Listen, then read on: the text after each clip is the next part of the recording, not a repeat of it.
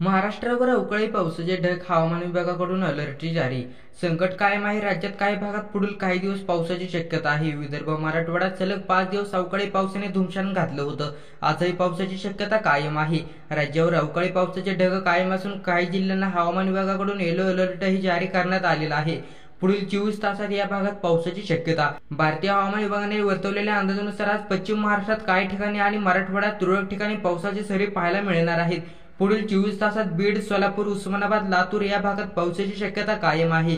हवामान विभागाने पुढील 2 दिवस विदर्भ आणि पश्चिम महाराष्ट्रासाठी पावसाचा येलो अलर्ट जारी करण्यात आलेला आहे. तर विदर्भाच्या जिल्ह्यांमध्ये काही ठिकाणी विजांच्या कडकडाटासह वादळी सोसाट्याचा वाऱ्यासह हलका पाऊस पडण्याची शक्यता आहे आणि 30 ते 40 प्रति तास वेगाने वारे वाहण्याची शक्यता वर्तवण्यात आलेली आहे. IMDने 16 एप्रिल आणि 17 एप्रिलला उस्मानाबाद, सोलापूर, सांगली या जिल्ह्यांना पावसाचा येलो अलर्ट दिलेला आहे. मुंबईत मात्र हवामान कोरडे राहणार असून काही भागात तापमान वाढीची शक्यता वर्तवण्यात आलेली आहे.